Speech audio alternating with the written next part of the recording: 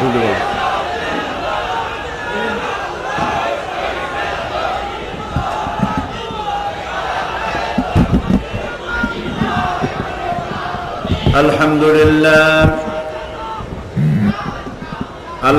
لله نحمده ونستعينه ونستغفره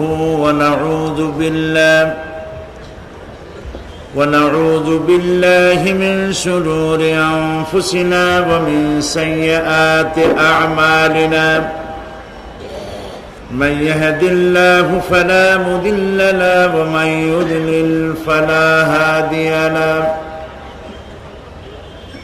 ونشهد أن لا إله إلا الله وحده لا شريك له ونشهد أن سيدنا وحبيبنا ومولانا محمدا عبده ورسوله الذي أرسله بالحق بشيرا ونذيرا وداعيا إلى الله بإذنه وسراجا منيرا فقد قال الله تعالى في كلامه المجيد وفرقانه الحميد أعوذ بالله من الشيطان الرجيم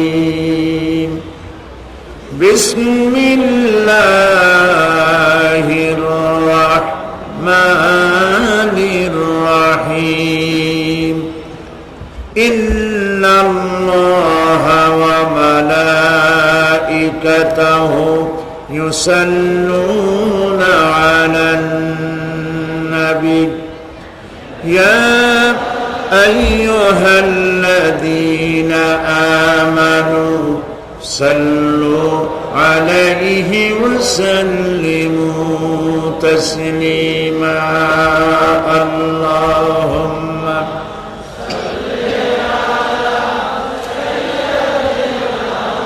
مولانا محمد وعلى آل مولانا محمد প্রাণ খুলে মোহব্বতের সাথে সবাই পড়ে আল্লাহুম্মা সাল্লি আলা মাওলানা মুহাম্মদ ওয়া আলা আলি সাইয়্যিদিনা বালাগাল উলা বিকামালিহি كشف الدجى بجماله حسنت جميع خصاله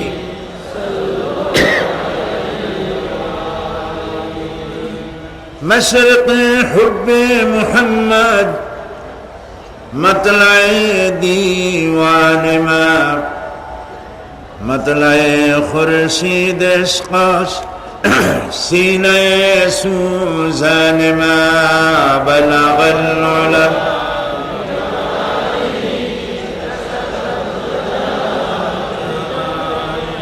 حسنت جميع خصاله صلوا عليه سورة يوسف بداري حکمت لقمان ما قاری قرآن باری اے دل شادمان ما بلغ العلا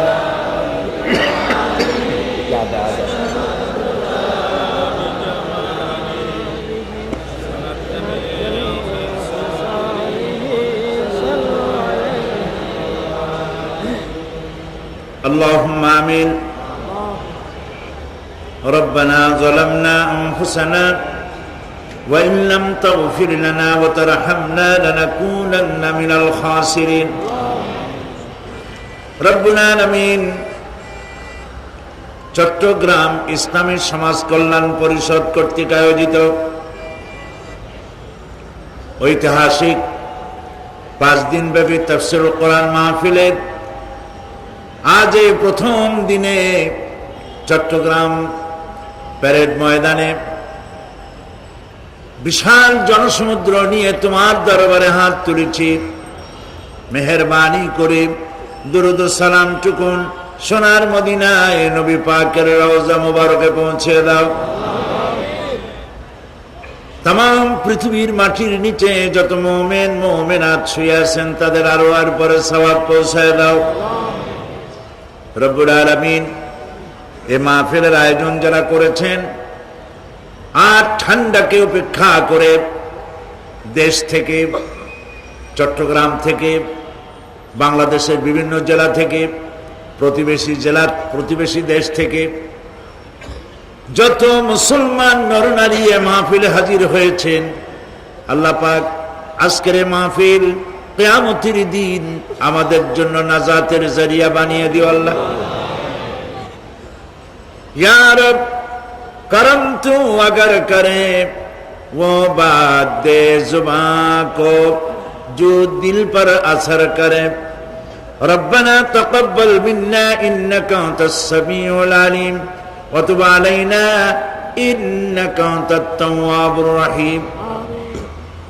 सुब्हान रब्बिका रब्बिल इज्जति अम्मा यसिफून व सलामुन अलल मुरसलीन अल्हम्दुलिल्लाहि रब्बिल आलमीन।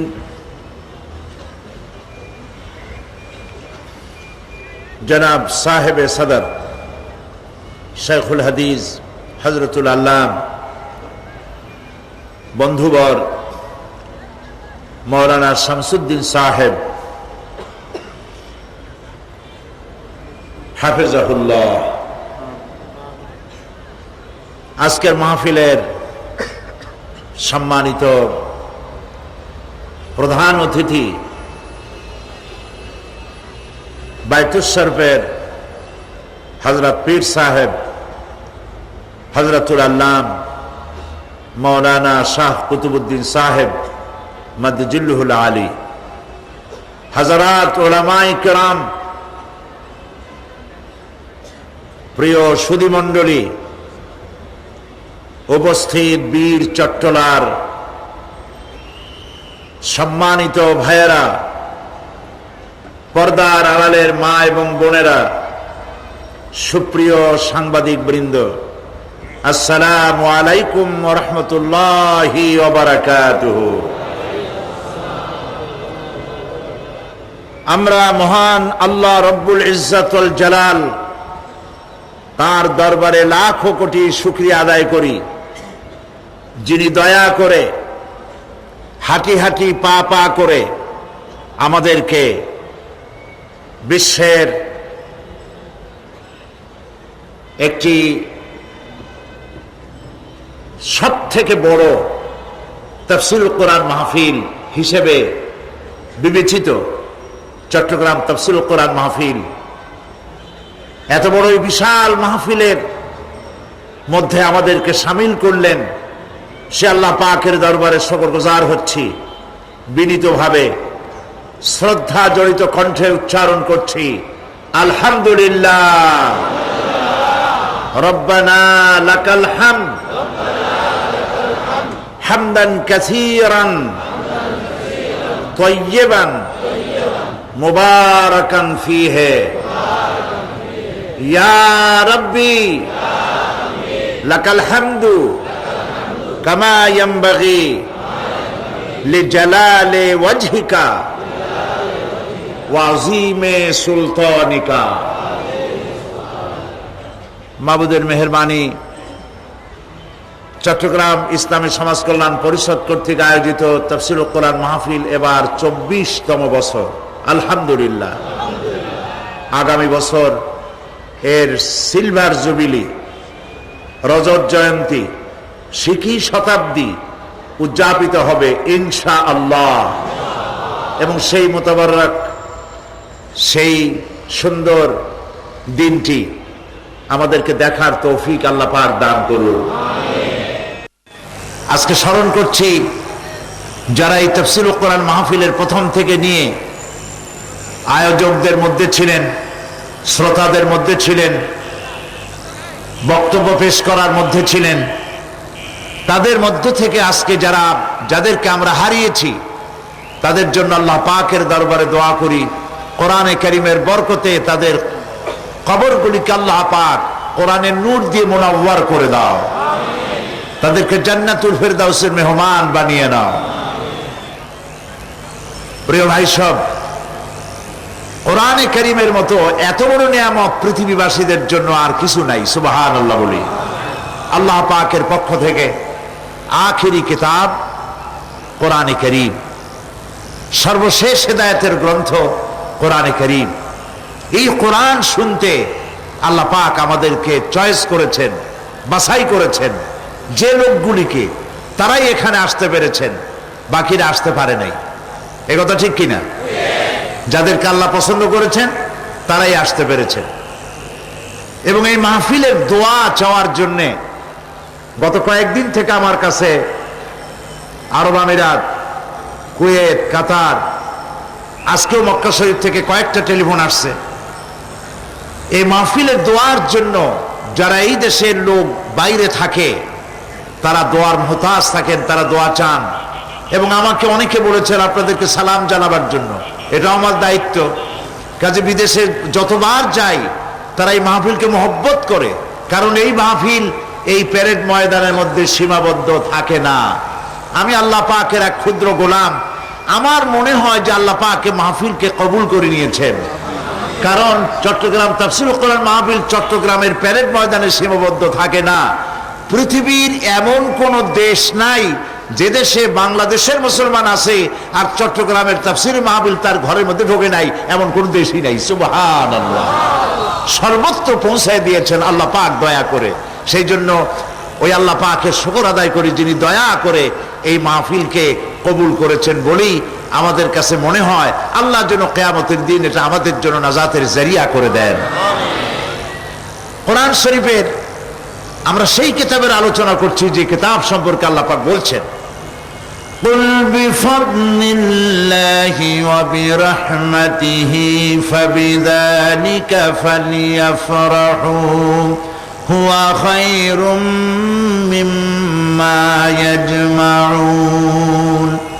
আল্লাহ পাক বলছেন, কুল বিফাদলিল্লাহি ওয়া বিরহমাতিহি, হে রাসূল আপনি বলুন মুসলমানদের জন্য আল্লাহ পাকের একটি করুণা, বিশ্ববাসীর জন্য আল্লাহ পাকের পক্ষ থেকে একটি দয়া। সেই দয়াটি হচ্ছে এই যে কোরআনের মতো একখানা কিতাব আল্লাহ পাক তোমাদেরকে দান করেছেন। সুবহানাল্লাহ।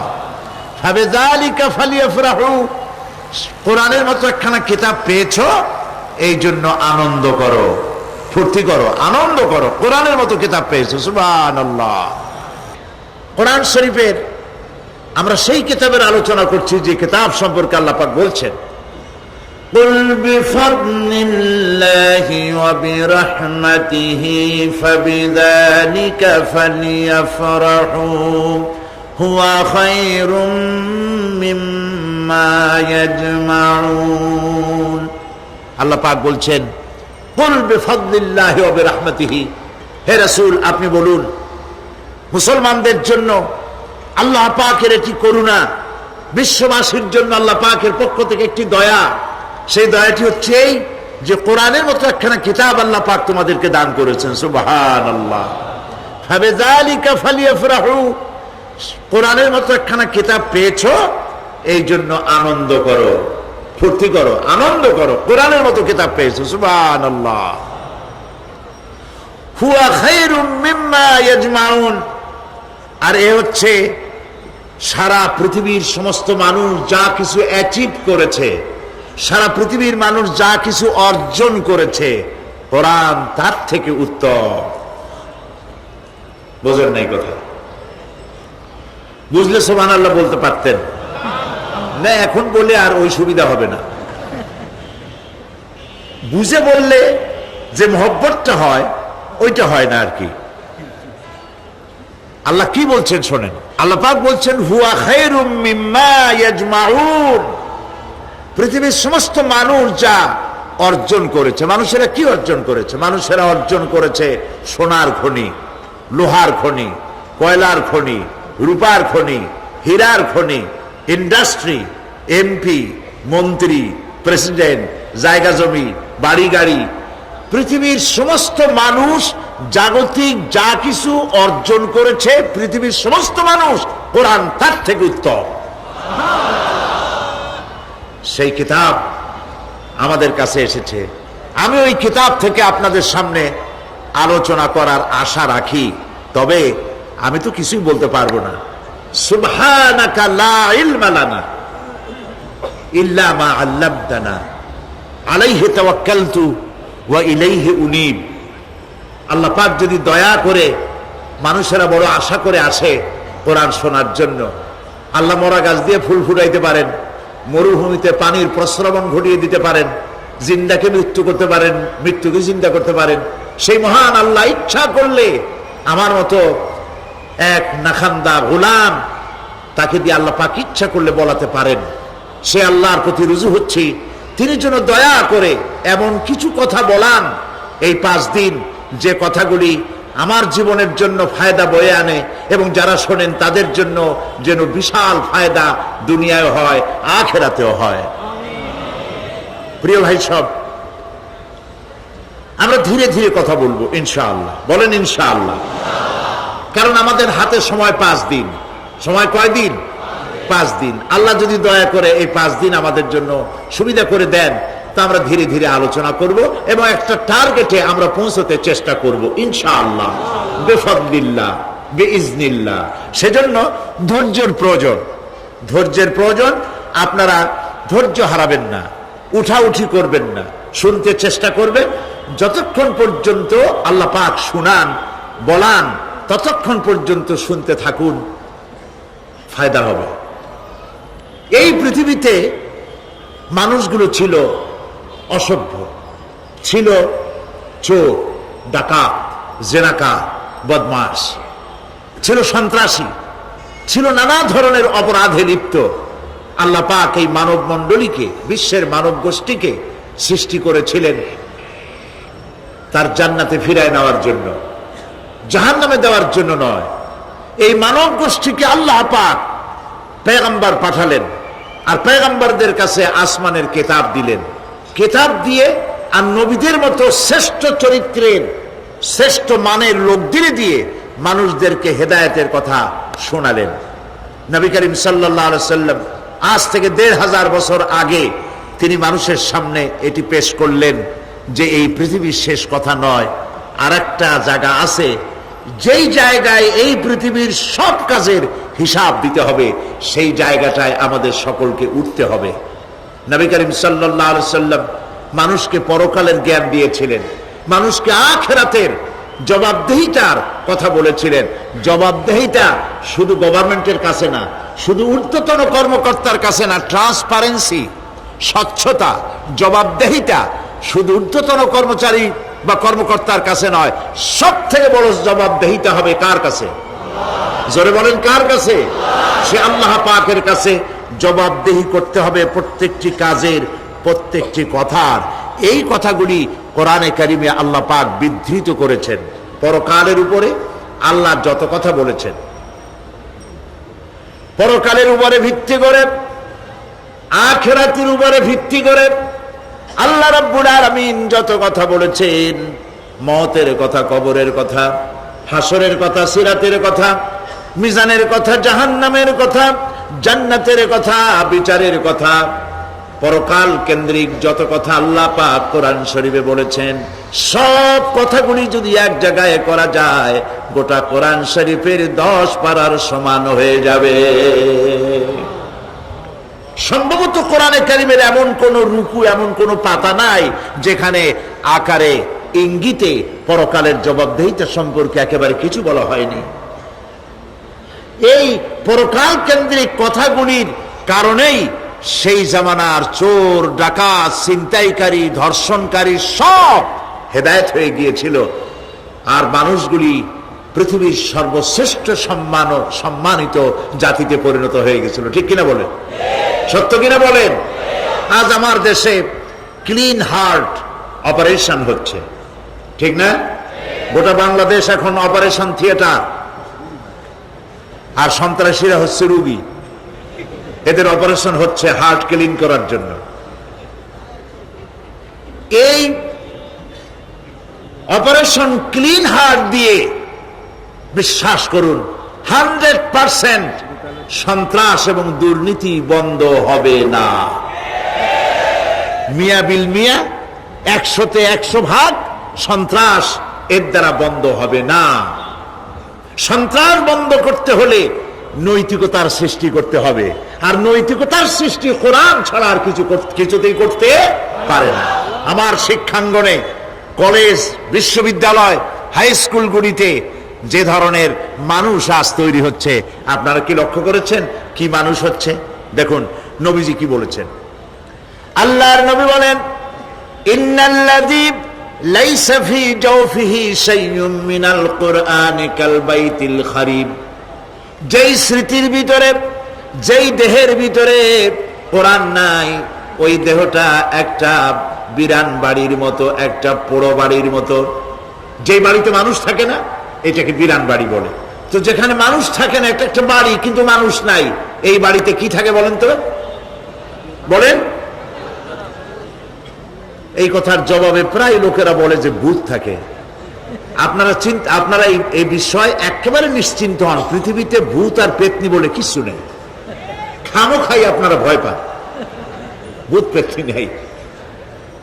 যে ঘরে মানুষ নাই সেখানে চামচিকা থাকে, সেখানে বিচ্ছু থাকে, সাপ থাকে, সেখানে এই ধরনের সরীসৃপ এগুলি থাকে।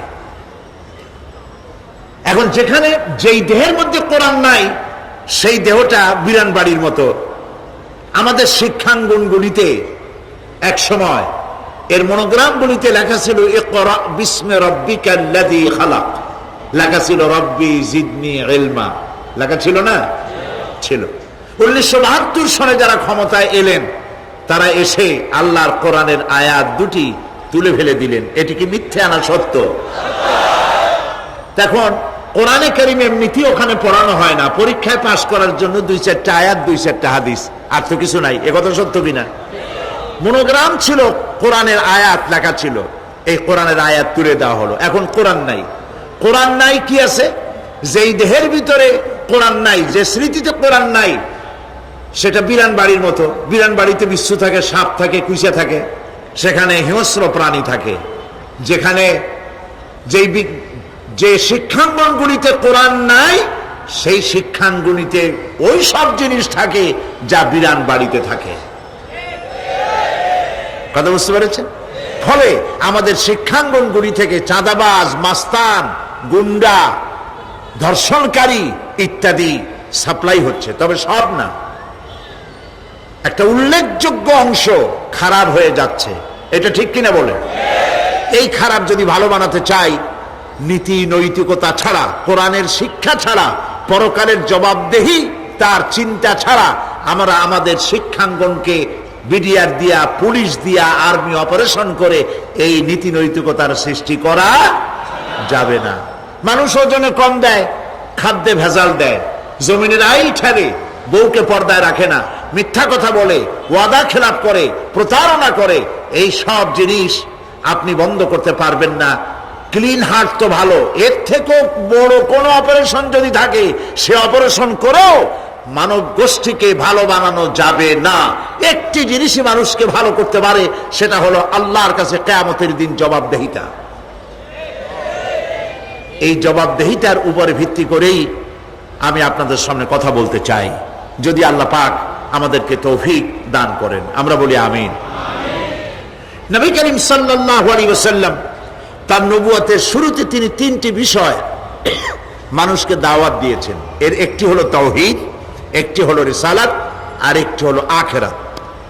তাওহীদ বলতে তিনি বুঝাইছেন সার্বভৌমত্বের মালিকানায় আল্লাহর সাথে কোনো শরীক নাই। কথা বুঝতে পেরেছেন? সার্বভৌমত্ব, ক্ষমতা এবং তার কর্তৃত্বে আল্লাহর সাথে কোনো শরীক নাই। এই কথা বিশ্বাস করার কোনো উপায় নাই যে সকল ক্ষমতার উৎস জনগণ। এই কথা বলা এবং বিশ্বাস করা মুসলমানদের কোনো সুযোগ নাই। সকল ক্ষমতার কর্তৃত্বের কেবলমাত্র, একমাত্র, শুধুমাত্র মালিককে। আল্লাহ পাক বলেছেন আন্নাল কুওয়াতা লিল্লাহি জামিআ, সমস্ত ক্ষমতার উৎস কেবলমাত্র কে? আল্লাহ পাক। এটি হলো নবী করিম সাল্লাল্লাহু আলাইহি ওয়াসাল্লামের প্রথম দাওয়াত। দ্বিতীয় দাওয়াত হলো নবী করিম সাল্লাল্লাহু আলাইহি ওয়াসাল্লাম বলেছেন, আমি হচ্ছে আল্লাহ রসুল, আল্লাহ রসুল হিসেবে আমাকে প্রেরণ করেছেন। 3 নম্বরের দাওয়াত ছিল এই যে এই দুনিয়া এরকম থাকবে না, এই দুনিয়া ধ্বংস হবে এবং আমরাও একদিন মরে যাব, মরার পরে মাটিতে মিশে যাব, গলে যাব, এরপরে আবার আল্লাহ পাক আমাদেরকে উঠাবেন এবং কিয়ামতে আল্লাহর কাছে আমাদেরকে জবাবদিহি করতে হবে। এই 3টি বিষয় নবী করিম সাল্লাল্লাহু আলাইহি ওয়াসাল্লাম মক্কি জিন্দেগিতে মানুষের সামনে এই দাওয়াত পেশ করেছেন এবং কোরআনে কারীমও এই কথাগুলি এইভাবেই নাজিল হয়েছে। কাফেরেরা 3টি জিনিসের প্রথম জিনিসের সাথে তারা দ্বিমত খুব একটা করতে পারে নাই। তারাও জানতো যে আল্লাহ এক আছেন, তাদের যে দেবতাগুলি ছিল এ সম্পর্কে তাদের ধারণা ছিল যে দেবতাগুলিও ওই আল্লাহর তৈরি করা, তবে আল্লাহর কাজের এরা হলো অংশীদার। যেরকম গভর্নমেন্টের একজন প্রধানমন্ত্রী থাকে আর একজন প্রেসিডেন্ট থাকে আর বিভিন্ন বিভাগে মন্ত্রীরা থাকে, আল্লাহর ওইভাবে রাষ্ট্র, আল্লাহ বা ভগবান বা গড, তারও এই বিশ্ব এগুলিকে পরিচালনা করার জন্য বিভিন্ন মন্ত্রণালয় আছে, আর ওই সব মন্ত্রণালয়গুলিতে আমাদের দেবতাগুলিকে এইভাবে শরীক করে রাখা তিনি রেখেছেন। এটা হলো তাদের ধারণা। 2 নম্বরে নবী করিম সাল্লাল্লাহু আলাইহি ওয়াসাল্লামের রিসালাত সম্পর্কে তাদের এ ব্যাপারে তারা একমত হতে পারে নাই, কিন্তু নবী করিম সাল্লাল্লাহু আলাইহি ওয়াসাল্লাম মিথ্যা কথা বলেছেন নাউজুবিল্লাহ এটা তারা ধারণা করতে পারতো না, কারণ 40টি বছর পর্যন্ত একটি মিথ্যে কথা তিনি বলেন নাই। সুবহানাল্লাহ বলেন। নবুয়তের আগ পর্যন্ত কোনো মিথ্যে কথা তার কাছ থেকে লোকেরা শোনে নাই। সুবহানাল্লাহ। সারা জীবনেও তিনি কোনো মিথ্যে কথা বলেন নাই। তৃতীয় যে বিষয়টি, এই বিষয় ছিল তাদের মারাত্মক প্রশ্ন, সেটাই আপনাদের সামনে আমি বলবো ইনশাআল্লাহ। তবে স্রষ্টা সম্পর্কে, আল্লাহ সম্পর্কে তাদের ধারণা ছিল এই। আল্লাহ পাক কোরআনে কারিমে বলছেন, ওয়ালাইন সাআলতাহুম মান খালাকাস সামাওয়াতি ওয়াল আরদা লায়াকুলুন্না খালাকাহুন্নাল আজিজুল আলীম। তাদেরকে যদি প্রশ্ন করা হয় কে আকাশ সৃষ্টি করেছে, কে জমিন সৃষ্টি করেছে, তাহলে তারা বলবে, এবং তোমাদেরকে কে সৃষ্টি করেছে, তার জবাবে তারা বলবে পরাক্রমশালী আল্লাহ রব্বুল আলামিন, তিনি সৃষ্টি করেছেন। ফেরাউনও কিন্তু কোনোদিন বলে নাই যে আকাশ আর জমিন আমি সৃষ্টি করেছি। নমরুদও কোনোদিন বলেনি আকাশ আর জমিন আমি সৃষ্টি করেছি। কেউ নিজেকে স্রষ্টা বলে কেউ দাবি করেনি। এইভাবে করে আল্লাহ পাক বলছেন, তাদেরকে যদি এই প্রশ্ন করা হয়, ওয়ালা ইন সাআলতাহুম মান নাযালা মিনাস সামাই মাআন ফাআহইয়া বিহিল আরদা মিন বাদি মাউতিহা লায়াকুলুন্নাল্লাহ। আল্লাহ পাক বলেন, তাদেরকে যদি প্রশ্ন করা হয় আকাশ থেকে কে পানি বর্ষণ করছে এবং এই পানি দিয়ে মৃত্যু জমিনকে কে জিন্দা করে দিল, এই প্রশ্ন যদি করা হয়, তারা বলবে আল্লাহ। কি জবাব দেবে বলুন? আকাশ থেকে পানি বর্ষণ কে করে? জমিন, এই মরা জমিনকে আকাশের পানি দিয়ে, বৃষ্টির পানি দিয়ে জমিনটাকে সিক্ত করে দিয়ে ফসল উৎপাদনের ব্যবস্থা কে করে দেন? কাফেরেরা এটাকে অস্বীকার করত না। এরপরে যদি তাদের জিজ্ঞেস করা হতো ওয়ালা ইন সাআলতাহুম মান খালাকাহুম লায়াকুলুন্নাল্লাহ,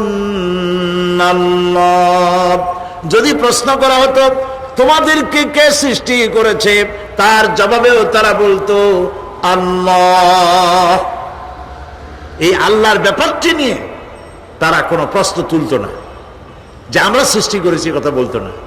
নবী করিম সাল্লাল্লাহু আলাইহি ওয়াসাল্লামের রিসালাত সম্পর্কেও তারা, তিনি মিথ্যা কথা বলছেন নাউজুবিল্লাহ, একথা বলতেও তারা সাহস পাইতো না, যেহেতু সারা সমাজ তাকে আল আমিন বলেছে, সাদেক বলেছে। 40 বছর পর্যন্ত লোকেরা তাকে সাদেক, সত্যবাদী, আল আমিন বলেছে।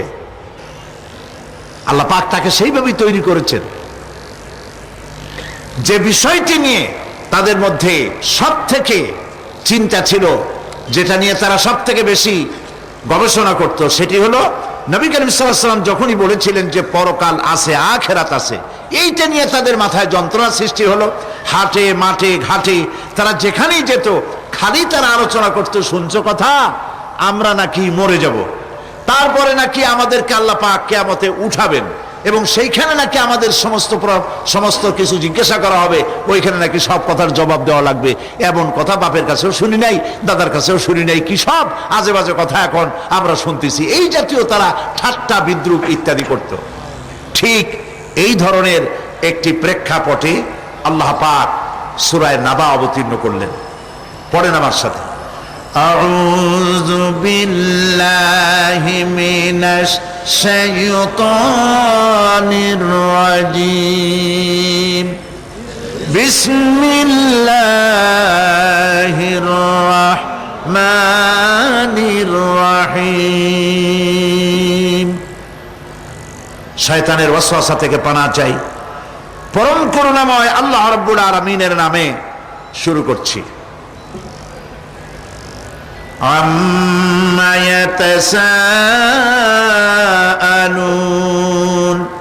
আনিন নাবাইল আযীমিল্লাযী হুম ফীহি মুখতালিফুন কাল্লা সায়া'লামুনা সুম্মা কাল্লা সায়া'লামুন। সূরা নাবা মক্কায় অবতীর্ণ, দুটি রুকু, 40টি আয়াত। এই সূরাটিতে আল্লাহ পাক মানুষের পরকালীন জীবন সম্পর্কে এবং পরকালের সম্ভাবনা সম্পর্কে এক বিস্তারিত আলোচনা আল্লাহ পাক করেছেন। নবী করিম সাল্লাল্লাহু আলাইহি ওয়াসাল্লাম বলেছেন, কেউ যদি দুনিয়ায় বেঁচে থেকে জীবিত চোখ দিয়ে পরকাল দেখতে চায়, পরকাল তো আমরা দেখতেছি না, কি বলেন, আমরা দেখতেছি? আমাদের কোন আত্মীয় স্বজন, মরা আত্মীয় স্বজন বেঁচে এসে ওই জগৎ সম্পর্কে আমাদেরকে কিছু বলতে পারতেছে? কেউ পারেনি।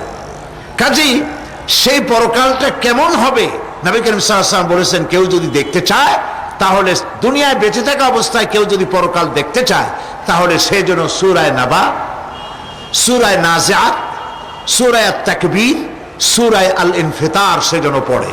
তাহলে কিয়ামত তার চোখের সামনে ভেসে উঠবে। সুবহানাল্লাহ। আল্লাহ পাক বলছেন, আম্মা ইয়াতাসাআলুন, তারা কি সব ব্যাপারে জিজ্ঞাসাবাদ করছে? আনিন নাবাইল আযীম, সেই মহা ব্যাপারটি, সেই মহা খবরের ব্যাপারেই কি তারা এসব প্রশ্ন করছে? আল্লাযী হুম ফীহি মুখতালিফুন, যে ব্যাপারে তারা নিজেরাই মতদ্বৈততায় ভুগছে এবং নিজেরাই ঠাট্টা বিদ্রুপ ইত্যাদি করে বেড়াচ্ছে। কাল্লা সায়া'লামুন, কখনো নয়, অবশ্যই তারা জানতে পারবে। সুম্মা কাল্লা সায়া'লামুন, পুনরায় বলছি, অবশ্যই তারা এই বিষয়টি জানতে পারবে। এ হলো আয়াত যদ্দূর পড়েছিলাম তার শাব্দিক তরজমা। এরা আম্মা ইয়াতাসাআলুন আনিন নাবাইল আযীম, নাবাইল আযীম বলতে কিয়ামত এবং পরকালকে বোঝায়। ইয়াতাসাআলুন বলতে জিজ্ঞাসাবাদ, পরস্পরকে তারা জিজ্ঞাসা করত, কি ভাই, আমরা নাকি মরে যাব, তারপর নাকি জিন্দা হব, এটা কেমন কথা? আল্লাযী হুম ফীহি মুখতালিফুন, যে বিষয় নিয়ে তারা, পরকালের বিষয়টি নিয়ে পরস্পরে ঠাট্টা করত, বিদ্রুপ করত। পরকাল সম্পর্কে অবিশ্বাসী যারা ছিল তাদের প্রশ্নগুলো কিরকম ছিল, কোরআনে কারীম তা বিধৃত করছে। প্রিয় ভাই সব, কোরআন কোনো গোপন কিতাব নয়। আল্লাহ পাক কোনো জিনিস গোপন রাখেন নাই, সব জিনিসকে মানুষের সামনে স্পষ্ট করে দিয়েছে। সুবহানাল্লাহ বলেন। কিন্তু এখানে একটা দুঃখ আছে, সেটা হলো এই যে কোরআন শরীফ সম্পর্কে আমাদের মুসলমানদের একটি গ্রুপ, একটি দল, তারা বলে বেড়ান যে কোরআন তো আসলে আমরা বুঝবো না, আমরা হলাম পাবলিক, কোরআনের আমরা বুঝবো কি, এগুলি সব আলেম ওলামাদের কাম, আমরা বুঝবো না। আসেন আমাদের অন্যরা কি বলে, হুজুররা কি বলে দেখি, সেই সব বইপত্র পড়ি। প্রিয় ভাই সব, বুজুর্গরা মুরব্বীরা যে কথা বলেন সে কথা যে সঠিক তা বোঝার জন্যই তো কোরআন প্রয়োজন। কোরআনই যদি না বুঝলেন তাহলে তারা আপনাদেরকে বিভ্রান্ত করছে কিনা সেটা তো আপনি বুঝতে পারবেন না। কথা ঠিক কিনা বলেন? এখন কোরআন বোঝা যারা বলেন যে এটা কোরআন বোঝা সহজ নয়, কঠিন, আমার চিন্তায় এই লোকগুলি, এই বিশাল একটি গ্রুপ, একটি দল শয়তানের বড় রকমের ওয়াসওয়াসার ভিতরে তারা নিমজ্জিত হয়ে গেছে। আল্লাহ মেহেরবানি করে এই ভাইদের দৃষ্টিকে খুলে দিন, যাতে তারা বুঝতে পারে যে কোরআন শুধু আলেম ওলামাদের জন্য নয়, কোরআন পৃথিবীর সমস্ত মানুষের জন্য। হুদাল্লিল আলিমিন তো আল্লাহ পাক বলেন নাই আলেমদের জন্য নাজিল করেছি, তা তো বলেন নাই। বলেছেন হুদাল্লিন নাস, সমস্ত মানুষের জন্য কোরআন দেওয়া হয়েছে। এখন কোরআন বোঝা কঠিন না সহজ? এই প্রশ্নের জবাবে আল্লাহ রাব্বুল আলামিন, আমরা প্রশ্ন করব, আমাদের প্রশ্ন করার অনেক আগে আল্লাহ রাব্বুল আলামিন সূরা কামারের ভিতরে একটি প্রশ্নের জবাব 4 বার দিয়েছেন। আল্লাহ পাক বলেছেন ওয়া লাকাদ ইয়াসসারনাল কুরআনা লিযিকর ফাহাল মিন মুদ্দাকির। আল্লাহ পাক বলেন, আমি আল্লাহ অবশ্যই কোরআনকে মুখস্থ করার জন্য আর কোরআন বোঝার জন্য মানুষের কাছে আমি সহজ করে দিয়েছি। ফাহাল মিন মুদ্দাকির, আছে কে কেউ এর থেকে উপদেশ গ্রহণ করার? 4 বার আল্লাহ পাক বলেছেন সূরা কামারের ভিতরে, অবশ্যই কোরআন আমি বোঝার জন্য সহজ করে দিয়েছি। সুবহানাল্লাহ বলেন। আমরা বুঝতে চাই না, তাহলে বুঝবো কি করে? বুঝতে চাইলেই তো আমরা বুঝতে পারবো, চেষ্টা করলেই বুঝতে পারবো। কোরআনে কারীমের এই সূরাটির দিকে লক্ষ্য করে আল্লাহ পাক বলছে, কাফেররা এটা বিশ্বাস করতো না। বিশ্বাস না করে তারা কি সব প্রশ্ন উঠাইতো, সেই প্রশ্নগুলো আল্লাহ পাক তুলে ধরেছেন। আরেকটি জিনিস লক্ষ্য করুন, আল্লাহর চাইতে শক্তিধর পৃথিবীতে কেউ আছে? আকাশে কেউ আছে? কোথাও কেউ আছে? কেউ নাই। আল্লাহরে অস্বীকার করছে একদল লোক, বলতেছে মানি না। আল্লাহ পাক ফেরেশতা পাঠায় দিলেন, ওদের গর্দান পিটাই ভেঙে দাও, আমারে মানে না কে? এইরকম কি আল্লাহ করছে? না, করেন নাই। ওরা বলে পরকাল মানি না, আল্লাহরে মানি না। আল্লাহ পাক কোরআনে যুক্তি দিয়েছেন, আর নবী করিম সাল্লাল্লাহু আলাইহি সাল্লামকে বলেছেন ইন্নামা আনতা মুযাক্কিরুন লাস্তা আলাইহিম বিমুসাইতির। হে নবী, উপদেশক করে আপনাকে পাঠিয়েছি, আপনাকে লাঠি চার্জ করার জন্য পাঠাই নাই। আপনি দারোগা নন, আপনি প্রচারক। মানুষকে উপদেশ দিন সুন্দর সুন্দর ভাষায়, উদউ ইলা সাবিলি রাব্বিকা বিল হিকমাতি ওয়াল মাউইজাতিল হাসানা, মিষ্টি মিষ্টি ভাবে, সুন্দর ভাবে, সুকৌশলে মানুষকে ভালো ভালো কথাগুলি সুন্দর করে বুঝিয়ে দিন। সুবহানাল্লাহ বলেন। এখন এই কাফেররা বলছে পরকাল বুঝি না, এগুলো কেমনে হয়? আমরা অস্বীকার করি, মানি না। আল্লাহ পাক সাথে সাথে ফেরেশতা দিয়ে কারো ঘাড় মটকান নাই, কিন্তু পারতেন না? পারতেন না? আরে ভাই বলেন না কেন, পারতেন কি না? অবশ্যই পারতেন, কিন্তু তা করেন নাই। প্রত্যেকটি কথা যুক্তি দিয়ে, হাজারো যুক্তি দিয়ে আল্লাহ পাক বুঝাইছেন। সুবহানাল্লাহ। কাফেরেরা প্রশ্ন করল, তারা বলতো আমাদের এই জীবন শেষ, মৃত্যুর পরে আমাদের আর নতুন করে ওঠা লাগবে না। ওরা বলতো ইন্না হাউলানি লায়াকুলুনা ইন হিয়া ইল্লা মাউতাতুনাল উলা ওয়া মা নাহনু বিমুনশারিন। তারা বলতো এই জীবনটাই আমাদের শেষ, এইখানে আমরা মৃত্যু ছাড়া, আমাদের এই জীবন ছাড়া আর কিছুই নাই, আর আমাদেরকে পুনরুত্থিত করা হবে না।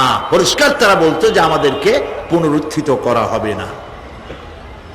এরপরে তারা আরো বলতো মা নাদরি মাসসাআতু ওয়ান নাযুন্নু ইল্লা যান্না ওয়া মা নাহনু বিমুস্তাইকিনিন। ওরা বলতো কিয়ামত কি জিনিস তা আমরা জানি না, আমরা বুঝি না, আমরা শুধু অনুমান করি মাত্র, আর আমাদের বিশ্বাস হলো আমাদেরকে কখনোই উঠানো হবে না, পুনরুত্থিত আমরা হব না। প্রিয় ভাই সব, এইভাবে তারা পরকালকে অস্বীকার করার কথাগুলি তারা বলতো, কাফেরেরা প্রশ্ন তুলতো, আমরা আর আমাদের মৃত্যুর পরে আর আমাদেরকে জিন্দা করা হবে না। আখিরাতের জীবন সম্পর্কে কাফেরেরা আরো বলতো, ওয়াকালু আইযা কুন্না ইযামান ওয়া রুফাতান আইন্না লামাবউসুনা খালকান জাদীদা।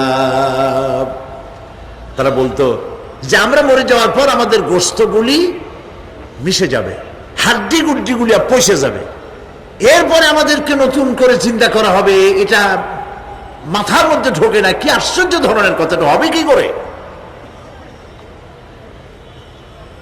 কাফের বেঈমানেরা আরো নানা ধরনের প্রশ্ন তারা করত। তারা বলতো, আইদা মিতনা ওয়া কুন্না তুরাবান যালিকা রাজউম বাঈদ।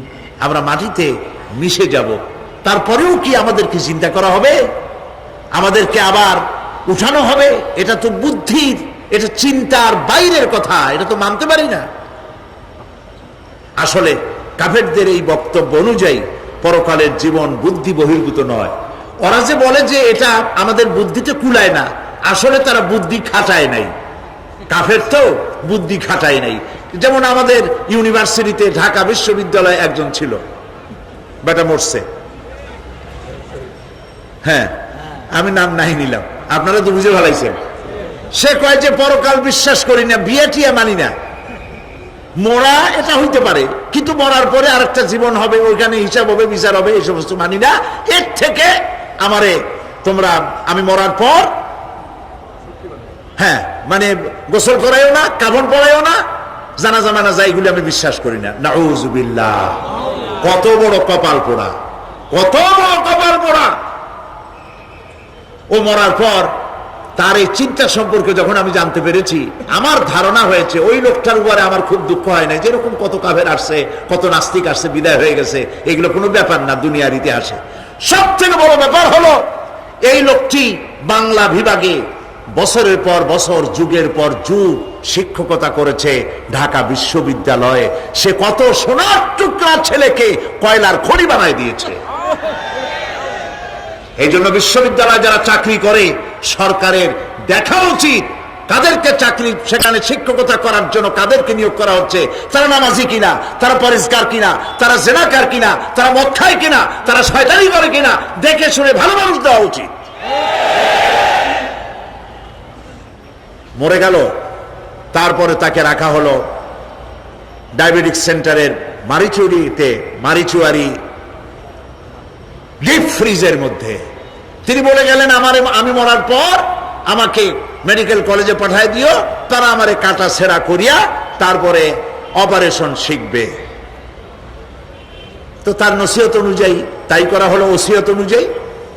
যখন মেডিকেল কলেজের ছেলেরা টের পেল যে ওই নাস্তিকরে আনতেছে মেডিকেল কলেজে অপারেশন করে আমাদের শেখাবার জন্য, তারা বললো আল্লাহর হস্তে মাপ চাই, এই শয়তানের এদিকে আনবেন না।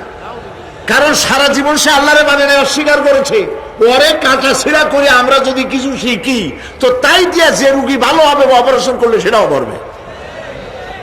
সুতরাং মাপ চাই, ফিরাও। ফিরাইয়া এখন ওইটার কি অবস্থা হয়েছে আমি জানি না, লেটেস্ট নিউজ জানি না কোথায় আছে।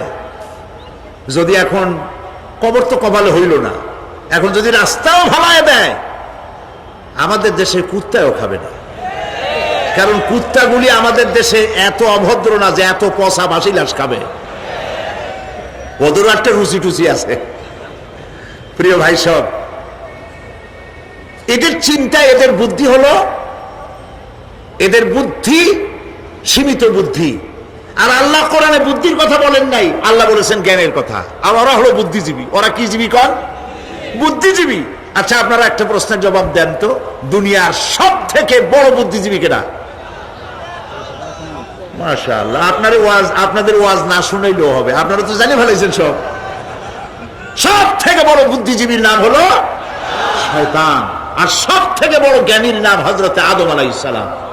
মানুষের মধ্যে সর্বপ্রথম আল্লাহ তাকে জ্ঞান দান করেছিলেন। সুবহানাল্লাহ। আল্লাহ পাক কোরআনের মধ্যে কোথাও বলেন নাই যে আমি বুদ্ধি দিছি। আল্লাহ পাক বলেছেন ওয়া আল্লামা আদামাল আসমাআ কুল্লাহা, আমি আদমকে সমস্ত জিনিসের জ্ঞান দিয়েছি, নামগুলা শিখাইছি। সুবহানাল্লাহ। কোন ওয়ালাকাদ আতাইনা লুকমানাল হিকমা, আমি লোকমানকে জ্ঞান দান করেছি। ওয়ালাকাদ আতাইনা দাউদা ওয়া সুলাইমানা ইলমা, আমি দাউদ আর সুলাইমানকে কি দিছি? বুদ্ধি দিছি। কি দিছি? জ্ঞান দান করেছি। ইব্রাহিম আলাইহিস সালাম বলেছেন, হে আমার আব্বা, হে আমার পিতা, আমার কাছে এমন জ্ঞান এসছে যে জ্ঞান আপনার কাছে নাই। ফাত্তাবিউনি আহদিকা সিরাতান সাবিয়্যা, আপনি আমার অনুসরণ করেন, আমি আপনাকে সোজা রাস্তায় উঠাই দেব। সুবহানাল্লাহ। আমার কাছে এমন ইলম আসছে। কোরআনে কারীম আল্লাহ রাব্বুল আলামিন বুদ্ধি শেখো, আল্লাহর কাছে বুদ্ধি কামনা করো, এটা তিনি এক জায়গায় বলেন নাই। বলেছেন আমার কাছে দোয়া চাও, রব্বি জিদনি ইলমা। পড়েন সবাই, রব্বি জিদনি ইলমা। আবার বলেন, রব্বি জিদনি ইলমা। আয় আল্লাহ, তুমি আমার জ্ঞান বৃদ্ধি করে দাও। শয়তান ছিল বুদ্ধিজীবী, আদম আলাইহিস সালাম ছিলেন জ্ঞানী। শয়তান শুদ্ধা। আল্লাহ পাক যখন সকলকে বললেন উসজুদু লিআদামা, সবাই মিলে আদমরে সেজদা দাও, ফাসাজাদু, সবাই মিলে সেজদা করলো, ইল্লা মিস্টার ইবলিস সেজদা করলো না। আবা ওয়াস্তাকবারা ওয়া কানা মিনাল কাফিরিন, কপাল পুড়লো, জম্মের পোড়া। এখন ও যে বুদ্ধিজীবী, দুনিয়ার বড় বুদ্ধিজীবী, দেখেন অবস্থা। আল্লাহ পাক জিজ্ঞেস করলেন, ইবলিস রে, আমার হুকুমটা তুই মানলি না কেন? কোন জিনিস তোরে বাধা দিল আমার হুকুম অমান্য করতে? মানলি না কেন? ও তখন, ও তো বুদ্ধিজীবী, বুদ্ধির আশ্রয় নিয়েছে। সে বলছে, আল্লাহ পাক, এটা মানি নাই একটা বৈজ্ঞানিক কারণেই, একটি দার্শনিক কারণেই মানতে পারি নাই। কারণ হচ্ছে খালাকতানি মিন নার ওয়া খালাকতাহু মিন তিন, তারে বানাইছো মাটি দিয়া, আমারে বানাইছো আগুন দিয়া, আনা খায়রুম মিনহু, আমি ওর থেকে অনেক ভালো। নাউযুবিল্লাহ। কত বড় কপাল পোড়া। আগুনের গতি হলো ঊর্ধ্বমুখী, মাটির গতি নিম্নমুখী। ঊর্ধ্বগতি সম্পন্ন একটা জিনিসকে নিম্নমুখী জিনিসের সামনে মাথা নত করতে বলা তোমার একটা অবৈজ্ঞানিক অদার্শনিক হুকুম হয়ে গেছে। নাউযুবিল্লাহি মিন যালিক। আল্লাহ পাক বললেন, ইন্নাকা রাজীম, মরদুদ, বিতাড়িত, সব আমল বরবাদ করে দিলাম। দেখেন, অপরাধ শয়তান করেছে, অপরাধ আদম আলাইহিস সালাম করেছে। একজন অপরাধ করে শয়তান হয়ে গেল, আর একজন অপরাধ করে আল্লাহর পয়গম্বর হয়ে গেলেন। সুবহানাল্লাহ বলবেন না? কেন? কারণ হলো শয়তান বুদ্ধিজীবী, বুদ্ধির আশ্রয় নিল। আদম আলাইহিস সালাম তিনি বুদ্ধির আশ্রয় নেন নাই, তিনি আকলের, তার জ্ঞানের কাছে তিনি আশ্রয় নিয়েছেন। অর্থাৎ তিনি চিন্তা করতেছিলেন যে আল্লাহ পাক আমাকে নিষেধ করলেন একটা গাছের কাছে যেতে, আমিও গেলাম, বউও গেল, যা নিষেধ করলেন সেটা করলাম। এখন যদি আল্লাহ আমারে প্রশ্ন করেন যে আমার হুকুম অমান্য করলা কেন, কি জবাব দেব? আদম আলাইহিস সালাম জবাব খুঁজে পাচ্ছিলেন না। কিন্তু আমি ওই আয়াত তেলাওয়াত করার পর সর্বপ্রথম সেই ছাত্র জীবনে আমি চিন্তা করলাম জবাব তো একটা দিতে উনি পারতেন। ছাত্র মানুষের মধ্যে তো নানান চিন্তা আসে, তো আমার চিন্তা আসলো উনি একটা জবাব তো দিতে পারতেন, আমাদের আবাল বাসার একটা জবাব তো দিতে পারতেন, এই যে আল্লাহ পাক সবই ঠিক আছে, অপরাধ আমি করেছি, ভুল আমি করেছি, কিন্তু আমার এটা জানতে ইচ্ছে হয় জান্নাতের সমস্ত নাজ নেয়ামত আমার জন্য তুমি জায়েজ করে দিলা, যে গাছটার কাছে যাওয়া যাবে না, ফল খাওয়া যাবে না, এরকম একটা গাছ জান্নাতের মধ্যে বানাইয়া আমার বিপদে ভালাইলা কেন? এরকম একটা জবাব তিনি দিতে পারতেন, কিন্তু তিনি দেন নাই। কারণ তিনি বুঝতে পেরেছেন মহাশক্তিধর আকাশ আর জমিনের মালিক আল্লাহ রাব্বুল আলামিনের সামনে আর্গুমেন্ট চলে না, তার সামনে আর্গুমেন্ট চলে না, সারেন্ডার চলে, আত্মসমর্পণ করা চলে। হযরত আদম আলাইহিস সালাম কোন আর্গুমেন্টের কাছে গেলেন না, কেঁদে কেঁদে অস্থির হয়ে যাচ্ছেন। আল্লাহ রাব্বুল আলামিন যখন প্রশ্ন করবেন, আদম রে আমার হুকুম ভাঙলি কেন, অমান্য করলি কেন, কি জবাব দেব? আর ঠিক সেই মুহূর্তেই রব্বুল আলামিন প্রশ্ন করলেন, আদম রে আমার হুকুম অমান্য করলে কেন? হযরত আদম আলাইহিস সালাম কোন বুদ্ধির আশ্রয় না নিয়া তার জ্ঞান তাকে বলে দিল, আল্লাহ তাকে কালেমা শিখায় দিলেন। উদ্বুদ্ধ হয়ে তিনি আল্লাহ রাব্বুল আলামিনের সামনে মাথা নত করে দিয়ে বললেন, রব্বানা যালামনা আনফুসানা ওয়া ইল্লাম তাগফির লানা ওয়া তারহামনা লানাকুনান্না মিনাল খাসিরিন। পড়েন সবাই, রব্বানা যালামনা আনফুসানা ওয়া ইল্লাম তাগফির লানা ওয়া তারহামনা লানাকুনান্না মিনাল খাসিরিন। রব্বানা যালামনা, হে আল্লাহ আমি আমার নফসের পরে, যালামনা আনফুসানা আমি আমার নফসের পরে জুলম করেছি, অত্যাচার করেছি। ওয়া ইন লাম তাগফির লানা, তুমি যদি আমাকে ক্ষমা না করো। জ্ঞান কত দেখেন, শুধু ক্ষমা চান নাই, বলেছেন তুমি যদি আমাকে ক্ষমা না করো, ওয়া তারহামনা আর যদি দয়া না করো, লানাকুনান্না মিনাল খাসিরিন আমি ক্ষতিগ্রস্ত হয়ে যাব। কতটা জ্ঞানের অধিকারী তিনি! তিনি এটা বললেন না যে শুধু মাফ করে দাও, শুধু মাফ করলে হবে না, মাফও করা লাগবে, আর আগে যেমন দয়া করতে স্নেহ করতে সেটাও করা লাগবে। সুবহানাল্লাহ। আল্লাহ পাক রাজি হয়ে গেলেন, রাজি হন নাই? আল্লাহ রাব্বুল আলামিন হযরত আদম আলাইহিস সালামকে শুধু ক্ষমা করলেন না, ক্ষমাও করলেন, আর নবীর মর্যাদা দিয়ে আল্লাহ রাব্বুল আলামিন দুনিয়ায় পাঠাইয়া দিলেন। সুতরাং বুদ্ধি দিয়ে কাফেররা বুদ্ধির আশ্রয় গ্রহণ করে সর্বনাশ করেছে, যে পরকাল হইতে পারে না, মরে যাব আবার উঠবো, আবার এই শরীর কেমনে তৈরি হবে, এইটা তাদের বুদ্ধিতে কুলায় নাই। কিন্তু বুদ্ধি দিয়া চিন্তা করলে বোঝা যাইতো যে হ্যাঁ পরকাল একটা হইতে পারে। আর একটা কথা বলি, সেটা হলো এই, বহুত মানুষ আছে পরকাল বিশ্বাস করে না, আছে না? এমন আছে। এখন আমরা বিশ্বাস করি পরকাল, আমরা কারা কারা বিশ্বাস করি হাত উঁচু করে দেখান তো। আলহামদুলিল্লাহ বলি, বলেন আলহামদুলিল্লাহ। এখন যারা বিশ্বাস করে না তাদেরকে জানাতে চাই, আমরা যারা পরকালে বিশ্বাস করি, তাহলে পরকাল যদি না হয়, কিয়ামত যদি না হয়, বিচার আচার যদি কিছু না হয়, আমরাও বেঁচে গেলাম, আপনারাও বেঁচে গেলেন। কিন্তু সত্য সত্যই যদি পরকাল একটা হয়, বিচার যদি হয়, আমরা বেঁচে যাব, ফেসে যাবা তোমরা।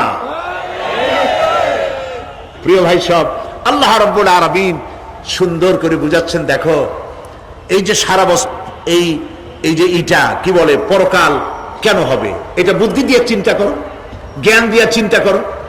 সারা বছর ব্যবসা করার পর হিসাব নিকাশের একটা দিন আসে, আসে না?